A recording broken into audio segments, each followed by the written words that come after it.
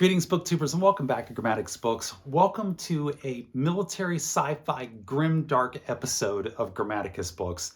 And allow me to explain, permit me some latitude. Over the past couple of months, I've been reading quite a bit of science fiction in general, and quite a bit of military science fiction in particular, and military science fiction stories that center on powered armored suits of super troopers wearing powered armor. Books such as Robert A. Heinlein's Starship Troopers, the novel that kicked it all off, that started the entire genre. Armor by John Steakley, which I refer to affectionately as Starship Troopers 2.0. And of course, The Forever War by Joe Haldeman, which is an excellent powered armored suit of novel here in the military science fiction universe. And it got me to thinking, and I know that's always a dangerous thing, but it got me to thinking about how science fiction authors have had such an ability to accurately predict the future with things such as cell phones, credit cards, telephones, submarines, lunar landings, television, if I didn't say television already, and on and on and on, with all these correct predictions on technologies and societal developments. And I started wondering, well, which one of these military science fiction authors, not just the powered armor guys, but the other science fiction, vintage military science fiction authors, which one of them was most prescient about the direction of the military future, about the direction in which military combat seems to be taking here in the year 2024? Which one of them was able to accurately predict that direction? And I'm limiting it to vintage military science fiction authors because if you open up to everybody, the authors who are writing in the modern times just have too much of an advantage. They've had too much of an ability to see where things are going. But which one of these vintage science fiction authors correctly predicted the trajectory of military warfare? And so our contenders here are, we've got the powered armored authors, powered armored novelists, Robert A. Heinlein, Joe Haldeman, Steakley, with the suits of powered armor, where you have the individual trooper who just keeps getting equipped with more and more advanced gear, more advanced armor, more advanced technology that allows them to scan and see everything on the battlefield, and then more advanced weaponry to address those threats and just become a single dominating force as an individual soldier on the battlefield. Is that the vision that was correct? Or is it Gordon R. Dickson in the Dorsai series? And this is Soldier Astronaut, one of the Dorsai series novels, where Gordon R. Dickson sees a future where it's not the technology that advances that much, but it's the human being that advances, where genetics and breeding and training and all of those factors combine to create a human being who is the ultimate weapon, with the focus being on genetic development. Is that the correct prediction of science fiction military future? Or is it David Drake in his Hammer Slammer series, where it's not the individual trooper or the human being, but you have these armored vehicles, these massive battle vehicles of the future that just have all this armor and technology put into them with massive weaponry that roll over and dominate the battlefield? Is that the correct vision? Or is it perhaps David Weber and John Ringo here with this Epic of Man book here, March to the Sea, the first one, March Up Country, where it's essentially the same type of warfare, the same combined arms warfare that's been with us here since World War II, but with just more advanced weaponry, but the same sort of tactics with just incremental advances in weaponry. Which one of these authors got it right? Which one of these vintage science fiction military authors was most prescient about the direction of our military future? And the answer is none of them. None of them got it right. But there is a vintage science fiction military author out there who did get it right. And unfortunately, that author is Fred Saberhagen in his series, The Berserker Wars. And I say unfortunately because this is probably the darkest vision of the future.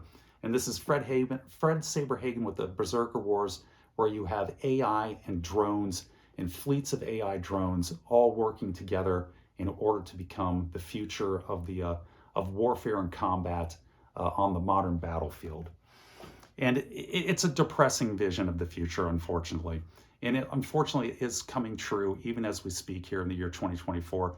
You saw the beginnings of this back in Syria in like the early 2015s and 16s, where the US used fleets of drones in order to attack Syrian airfields that were being used to bomb civilians with chemical weapons.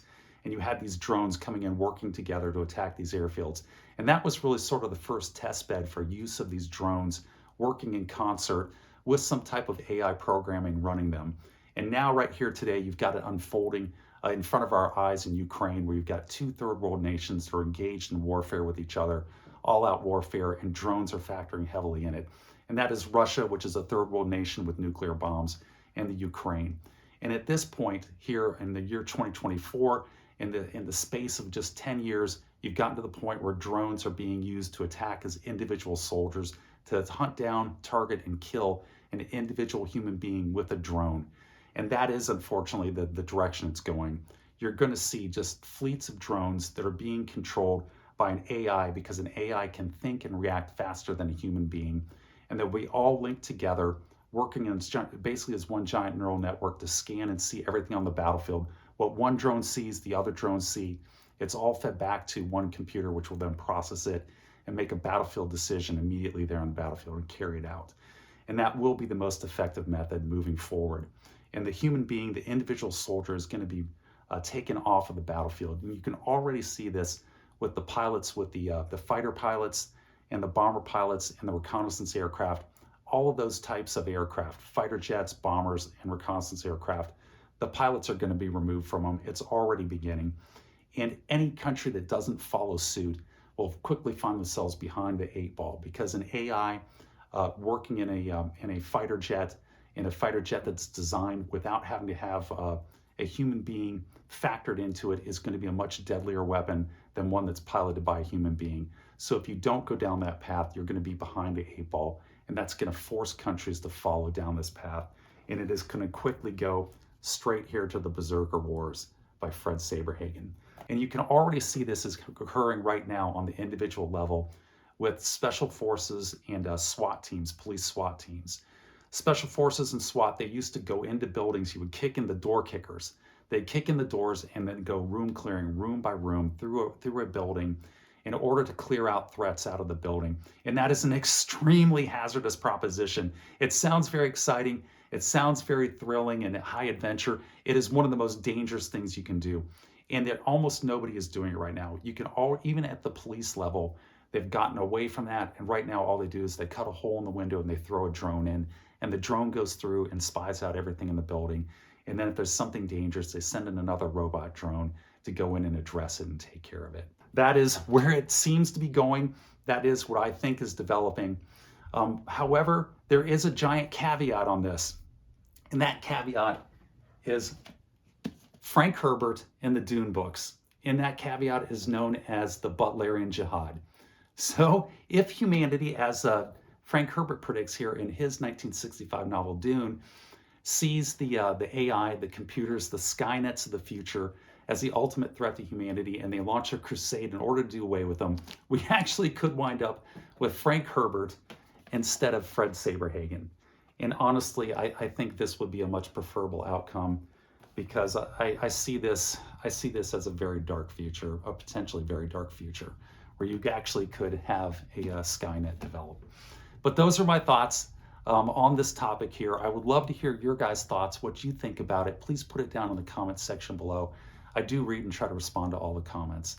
And with that, this is Grammaticus. I'm going to say take care, be safe, and I'll catch you guys next time.